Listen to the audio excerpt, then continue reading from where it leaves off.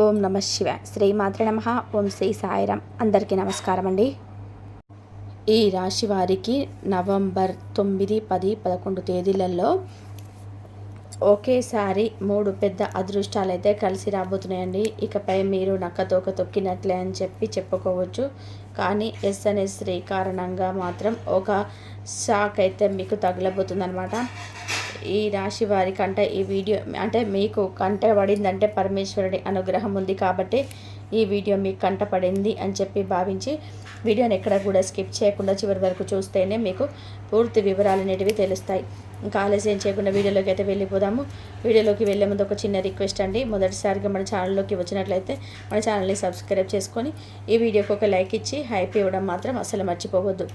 అంతేకాకుండా కింద ఓం నమ శివాయ అని చెప్పి కామెంట్ చేయడం మాత్రం అస్సలు మర్చిపోవద్దు. ఇంకా ఆలస్యం చేయకుండా ఈ రాశి వారి గురించి తెలుసుకుందాం. ఈ రాశి వారిని మనం వ్యక్తిగతంగా గమనించుకున్నట్లయితే కనుక వీరు చాలా అంటే చాలా మంచివారండి. ఎంత మంచివారో ఏదైనా తేడా వస్తే కనుక రఫ్ అండ్ టఫ్గా అవతలి వారికి ఇచ్చి పడేస్తారని అని చెప్పుకోవచ్చు. ముఖ్యంగా ఎవరైనా కానీ కష్టాల్లో ఉన్నారు, ఆపదలో ఉన్నారు అంటే కనుక వెంటనే స్పందించే మనస్తత్వం కలిగిన వారు. వీరి దగ్గర అంతటి శక్తి, అంతటి స్తోమత ఉంటేనే సహాయం చేయాలి అనే ఒక నినాదం మీద వీరుండరు. వీరికి ఎంతవరకు భగవంతుడు ఇచ్చాడో అంతవరకు కొంచెం వరకైనా సరే వీరు చేసే ప్రయత్నం చేస్తారనమాట. అయితే ఈ రాశి వారు ఒక లీడర్షిప్ క్వాలిటీ కలిగిన వారు. ఏదైనా కానీ అవతల వారికి ఒక లీడర్ లాగా చెప్పే క్లారిటీస్ అనేటిది ఈ రాశి వారికి చాలా ఎక్కువగా ఉంటాయి. ముఖ్యంగా వీరికి ఉన్నటువంటి మంచి మనసుకి భగవంతుడు ఎప్పుడు ఎక్కువ కష్టాలు ఇచ్చాడని చెప్పుకోవచ్చు అనమాట. చిన్నప్పటి నుంచి కూడా ఎన్నో రకాలైన కష్టాలను, బాధలను, సమస్యలను చూస్తూ పెరిగిన వారు ఈ యొక్క రాశివారు. వీరికి పెద్దల నుంచి వచ్చే ఆస్తిపాస్తులు అనేటివి చాలా తక్కువగా ఉంటాయి. ఏది ఏమైనా కూడా వీరి కష్టార్జితం మీద ఎక్కువగా బాగుపడి ఎక్కువ సొమ్మును సంపాదించుకున్న వారే ఈ రాశి వారి ఎక్కువగా ఉంటారు. ఎక్కువ అంటే ఇక్కడ కోట్లు అని చెప్పటం లేదండి. ఎంతో కొంత వారి యొక్క కష్టార్జితం అనేది వారు నిలబెట్టుకుంటారనమాట. వీరికి డబ్బు విలువ బాగా తెలుసు. ఎందుకంటే రూపాయి అంటే కష్టపడి సంపాదిస్తేనే వస్తుంది, దాన్ని అనవసరంగా ఖర్చు చేయకూడదు అనే ఒక మనస్తత్వం కలిగిన వారు ఈ రాశివారు. ఎదుటివారికి నమ్మకం అనే మాట వస్తే నమ్మకానికి ప్రాణం ఇస్తారు ఈ రాశివారు. ఏదైనా కానీ ఒక మాట వారితో చెప్పి మన మూడో వ్యక్తికి తెలియకూడదు అంటే చనిపోయేంత వరకు కూడా ఆ యొక్క మాట అనేది బయటకి రానివ్వకుండా కడుపులోనే దాచుకునేటువంటి మనస్తత్వం కలిగిన వారు. ఈ రాశి వారికి చెందిన లైఫ్ పార్ట్నర్ ఎవరైతే ఉన్నారో వారు చాలా అంటే చాలా అదృష్టవంతులు. ఎందుకు అంటే కనుక వీరికి ఉన్న మనస్తత్వానికి లైఫ్ పార్ట్నర్ని ప్రాణంగా ప్రేమిస్తారు. ముఖ్యంగా లైఫ్ పార్ట్నర్ వీరి వల్ల ఎటువంటి ఇబ్బందులు పడకూడదు. సమాజంలో వీరికి వారి వల్ల గౌరవం పెరగాలి తప్ప గౌరవం తగ్గకూడదు. నా వంతు సహాయం అనేది నేను వీరికి ఖచ్చితంగా చేయాలి, నేను ప్రేమగా చూసుకుంటున్నారు అనేటువంటి మనస్తత్వం ముఖ్యంగా ఈ రాశివారు కుటుంబానికి కానీ లేదా ఆడవారిని గమనించుకున్నట్లయితే కనుక భర్తకు కానీ లేదా మగవారిని గమనించుకున్నట్లయితే కనుక భార్యకు కానీ పిల్లలకు కానీ ఎక్కువగా రెస్పెక్ట్ ఇస్తారనమాట. వీరి యొక్క ఫ్యామిలీ తర్వాతనే ఇంకా ఎవరైనా కానీ అన్నట్టుగా ఆలోచించే మనస్తత్వం. ఈ ఆలోచన మనస్తత్వం అనేది ఉండటం వలనే ఈ రాశి వారి యొక్క పార్ట్నర్ అనేవారు చాలా అంటే చాలా లక్కీ అని చెప్పుకోవచ్చు. ఇంకా ఈ యొక్క రాశి వారు ఆడవారిని గమనించుకున్నా కానీ మగవారిని గమనించుకున్నా కానీ మా కాళ్ళ మీద మేము నిలబడాలి అని అనుకునేటువంటి మనస్తత్వం కలిగిన వారనమాట. వీరు ఏదైనా కానీ వీరు చేస్తున్న వృత్తి ఏదైతే ఉందో ఆ వృత్తిలో 100% ఎఫర్ట్స్ పెడతారండి. ఇది నాకు సంబంధించిన పని, ఈ పనిలో నేను ప్రత్యేకమైన గుర్తింపు తెచ్చుకోవాలి, ఒక ప్రత్యేకమైన పేరు తెచ్చుకోవాలి, నాకంటూ ఒక స్పెషాలిటీ నేను ఏర్పరచుకోవాలి, నలుగురిలో నాకంటూ ఒక పేరు, ఒక గౌరవం, ఒక పలుకుబడి ఏర్పడడం కోసం ఈ యొక్క అన్నం పెట్టే ఈ యొక్క బ్రతుకునిచ్చే పని ఏదైతే ఉందో దానికి నేను ఖచ్చితంగా కూడా విలువనివ్వాలి అనేటటువంటి మనస్తత్వం కలిగిన వారనమాట ఈ యొక్క రాశివారు. ఇక చెప్పుకుంటూ పోతే ఈ రాశి వారి గురించి చాలా గొప్పలే ఉన్నాయండి. కాకపోతే కొన్ని రోజుల నుంచి ముఖ్యంగా కొన్ని నెలల నుంచి కొన్ని రకాలైన సరే మానసికమైన సమస్యలను వీరు ఇబ్బందులకు గురి అవుతున్నారనమాట.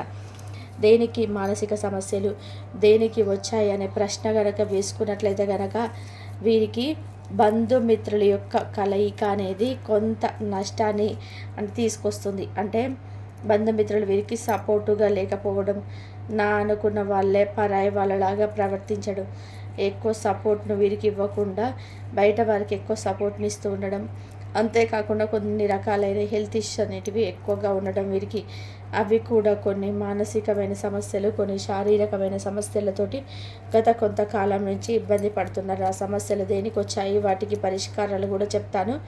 అవి చేసుకున్నట్లయితే చాలా సింపుల్గా మీరు సమస్య నుంచి బయటపడవచ్చు అనమాట.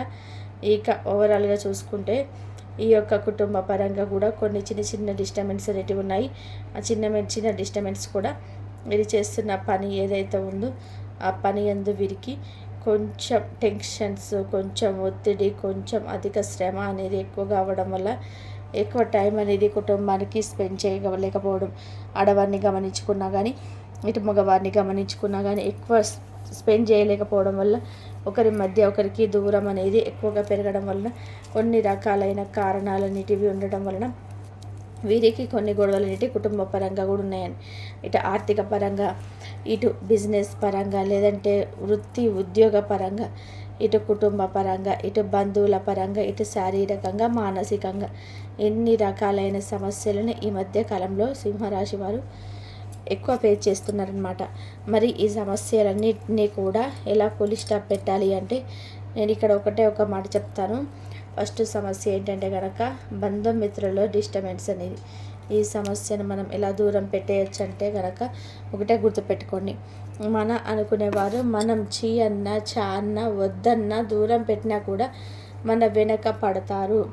వారికి ఎటువంటి ఏగోలు అనేటివి ఉండవు. ఎటువంటి అంటే నేను వాడి కింద ఎందుకు లొంగాలి, అసలు నేను అమ్మాయి కింద ఎందుకు లొంగాలి అనేటువంటి మనస్తత్వం అనేది వారికి ఉండదు. ఈ నా వారు, నేను లొంగితే తప్పేంటి, నేను అవసరమైతే నా వాళ్ళ కాళ్ళు పట్టుకుంటాను నేను అనేటువంటి వ్యక్తిత్వం అనేది ఉంటుంది. ఒకసారి కోపంతో అలిగి ఒకరి మీద ఒకరికి గొడవలు వచ్చినా కూడా బంధువులలో మళ్ళీ వచ్చి మన వాళ్ళతో మన గొడవ ఏంటి అని చెప్పేసి మళ్ళీ నార్మల్గా కలిసిపోయే బంధువులు మనతో ఉంటే మనకి ఎప్పుడైనా కానీ మన వచ్చి జరుగుతుంది. అలా కాకుండా తొమ్మిన ముక్కు దగ్గిన ఊడిపోయే ముక్కు ఇలా ఉంటే ఎలా ఉంటుందంటే కనుక లైఫ్ అనేది చాలా ఇబ్బందికరంగా మారుతుంది వాళ్ళని మనం పట్టించుకున్నంత సమయం వరకు. అదే మనకి అది బరువుగా, గుండెల మీద బరువుగా, నెట్టి మీద బరువుగా, భుజాల మీద బరువుగా ఎంతకాలం అని చెప్పి మనం మోస్తారని చెప్పి ఆ బరువు అనేది ఇప్పుడు ఎంతో బరువు అవసరం లేదు. ఒక గ్లాస్ నీళ్ళు చేత పట్టుకొని మీ చేతిని మీ ఎదురుగా చాపుకొని మీరు ఒక మొహం వైపు, మీ ముఖం ఆ చేతి వైపు చూస్తున్నట్టుగా ఒక గ్లాసు నీళ్ళు పట్టుకొని గంట సేపు పట్టుకుంటారు. 2 గంటలు పట్టుకుని 3వ గంట నుంచి చేయి నొప్పి పెట్టడం మొదలవుతుంది. అదే రోజులు పట్టుకుంటే ఇంకా చేయి పనికి వస్తుందో, సంవత్సరాలు పట్టుకుంటే చేయి ఉంటుందా? అలాగా మీరు మనసులో ఒక ఎమోషనల్ అంటే కోపమైనా, బాధ అయినా, ఇంకా ఏదైనా కానీ దాన్ని మీరు మోస్తున్నారు అంటే కనుక ఆ యొక్క ఎమోషన్ అనేది ఆ మనసు భరించలేదు. ఆ విధంగా భరించలేకపోవడం వల్ల ఒక రకమైన డిప్రెషన్లోకి వెళ్ళిపోతారు. ఈ డిప్రెషన్లోకి మీరు వెళ్ళిపోయినప్పుడు కేవలం మనసుతో మాత్రమే ఆ యొక్క ఎమోషన్స్ అనేటివి ఆధారపడి ఉండవు. శరీరంలో ప్రతి అవయవం మీద కూడా చూపిస్తాయన్నమాట. దాని కారణంగా మీకు తలనొప్పి రావడం, ఒళ్ళు నొప్పి రావడం, గ్యాస్ట్రిక్ సమస్యలు రావడం, తిన్న అన్నం జీర్ణం అవ్వకపోవడం, సరిగ్గా నిద్ర పట్టకపోవడం, ఇంకొన్ని హెల్త్ ఇష్యూస్ రావడం అండి.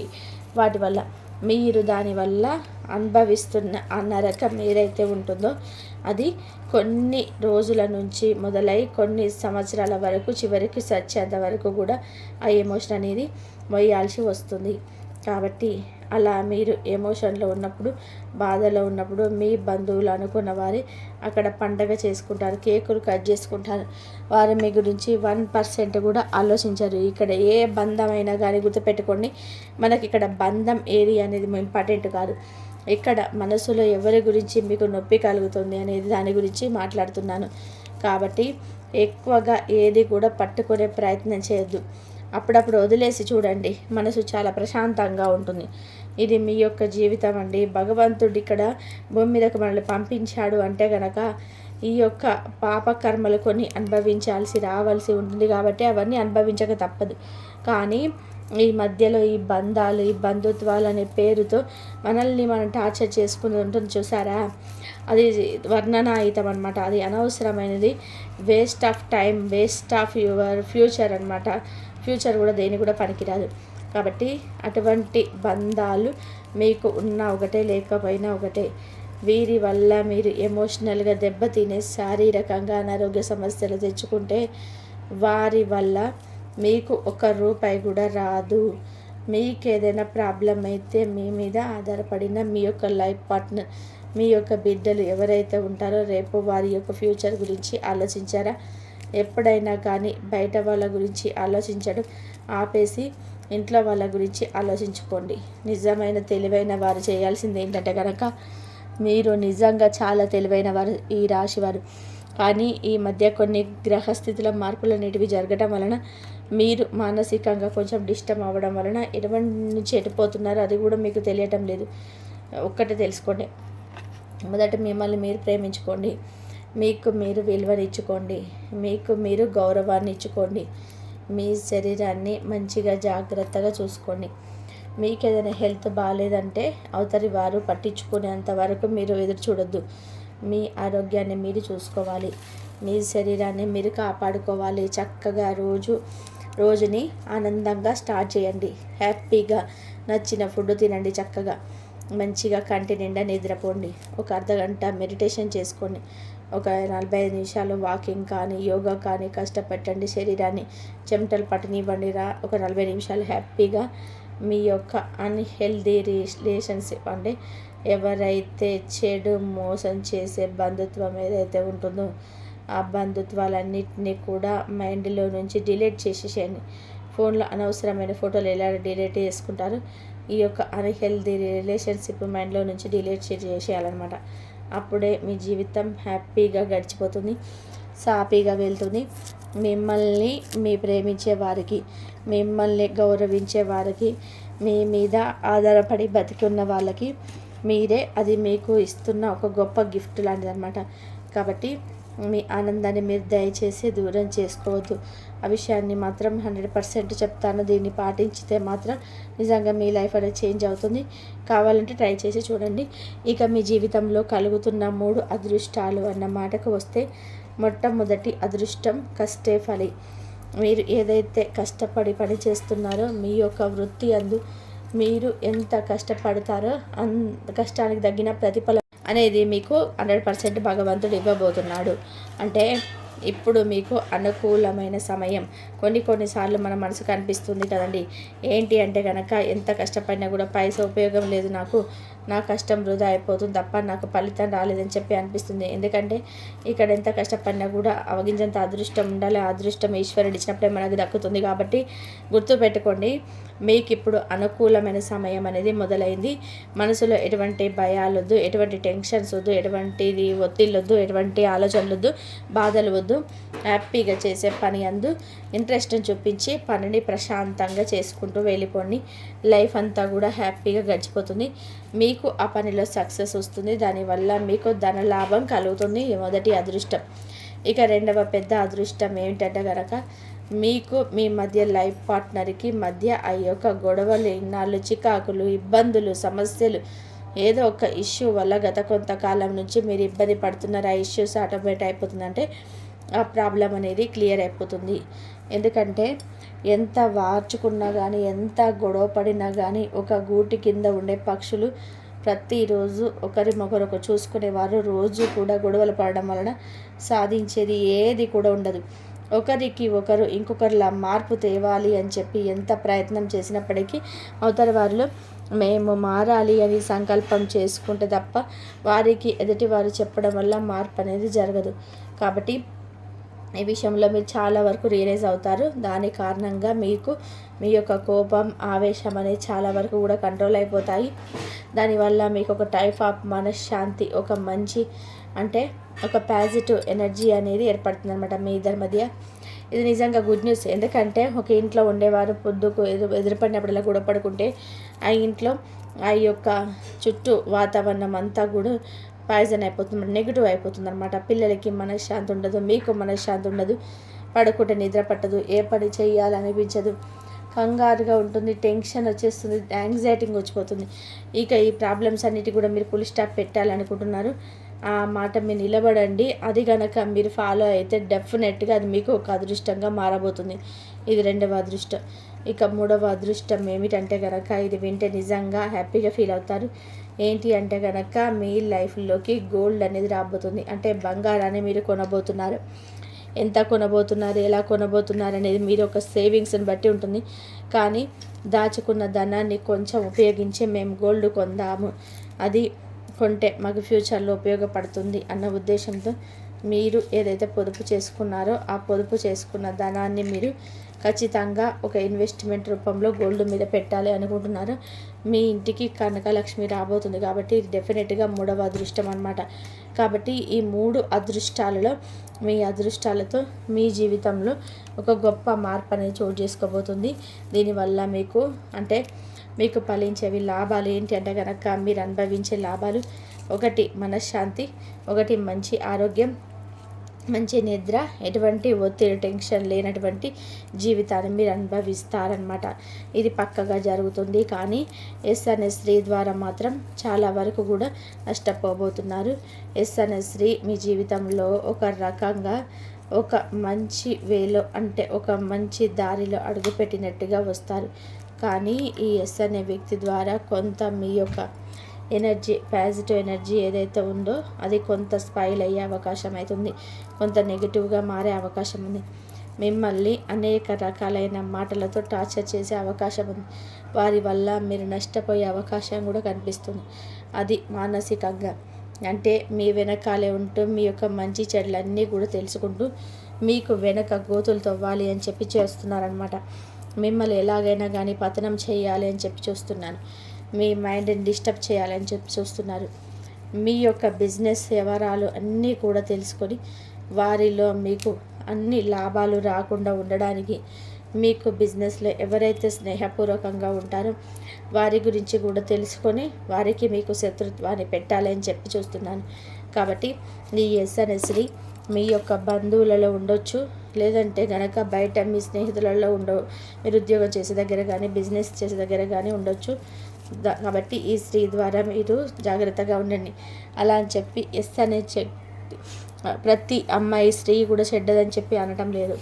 వారితో మీకున్న పరిచయం ద్వారా, వారితో మీకున్న అనుభవం ద్వారా వారి వల్ల మీకు గతం లేదని నష్టం జరిగిందా అనేది అంచనా వేసుకొని దాన్ని బట్టి వారితో మీరు ప్రవర్తించే విధానాన్ని మీరు అమలు చేయండి. అంతేగాని ఇక మాకు వీళ్ళు చెప్పారు కదా అని చెప్పి వారిని దేశించొద్దు, దూరం పెట్టొద్దు. ఎందుకంటే చాలామంది మంచివారు ఉంటారు. అంటే 100 తులసి మొక్కలు ఒక కలుపు మొక్కలాగా ఉండేవారు ఉంటారు. ఆ కలుపు మొక్క ఏదని చెప్పి గుర్తుపెట్టించాలన్నమాట. అంతే, గంజాయి తులసి మొక్కలాగా అలా గుర్తించగలిగితేనే మనం లైఫ్లో కొన్ని సమస్యల నుంచి బయటపడగలుగుతాం అన్న విషయాన్ని గుర్తుపెట్టుకోండి. ఇక ముఖ్యంగా ఈ 3 రోజుల విషయానికి వస్తే ఈ 3 రోజులలో మీకు వృత్తిపరంగా, ఉద్యోగపరంగా, వ్యాపార పరంగా, చిన్న పెద్ద బిజినెస్ల పరంగా అన్నిటి పరంగా కూడా అనుకూలంగానే ఉంటుంది. ఎటువంటి ఇబ్బందులు అయితే ఉండవు. కష్టే ఫలం మాట గుర్తుపెట్టుకొని అంత కష్టపడతారు అంత ఫలితం వస్తుంది. ఇక అంతేకాకుండా కుటుంబ పరంగా కూడా అనుకూలంగానే ఉంది. రియల్ ఎస్టేట్ వారికి, రాజకీయ రంగంలో ఉన్న వారికి, సినీ రంగం పరిశ్రమలో ఉన్న వారికి అనుకూలంగానే ఉంటుంది. ఈ 3 రోజుల్లో మీకు ఎటువంటి ప్రయాణాలు కలిగే అవకాశం లేదు. అంతేకాకుండా ఓవరాల్గా చూసుకుంటే లవర్స్ పరంగా కొన్ని రకాల డిస్టర్బెన్స్ వచ్చే అవకాశం ఉంటుంది. కాస్త ఒకరి కోపం వచ్చినప్పుడు ఒకరు శాంతంగా ఉండే ప్రయత్నం చేయండి. ఇంకా గొడవకి కాలు దువ్వొద్దనమాట. గొడవలు ఎక్కడెక్కడ మంచిగా ఫుల్ స్టాప్ పెట్టాలంటే సైలెంట్గా ఉండడం ఒకటే మంచి మార్గం అనే విషయాన్ని గుర్తుపెట్టుకొని ఇలా చెప్పుకుంటూ పోతే కనుక మీకు ఈ 3 రోజులు ఎటువంటి సమస్యలు ఉండే అవకాశం అయితే లేదు. ఆరోగ్యపరంగా మీకు అనుకూలిస్తుంది. ఎటువంటి ప్రాబ్లమ్స్ అయితే ఉండవు, హ్యాపీగా గడిచిపోతాయి. ఇప్పుడు కార్తీక మాసం కాబట్టి శివాలయంలో ఒక్కరోజైనా సరే శివుడికి పాలతోటి కానీ చెరుకు రసంతో కానీ అభిషేకం చేసే ప్రయత్నం చేయండి. దీనివల్ల మీకున్నటువంటి కర్మదోషాలు, ఏలినాటి శని దోషాలు చాలా వరకు కూడా క్లియర్ అయిపోతాయి. మీకున్న నరదిష్టి కూడా చాలా వరకు తగ్గిపోతుంది. అర్థమైంది కదండి. మరి ఈ రాశి వారికి కూడా అంత మంచి జరగాలంటే మాత్రం ఈ విధంగా మాత్రం చేయండి.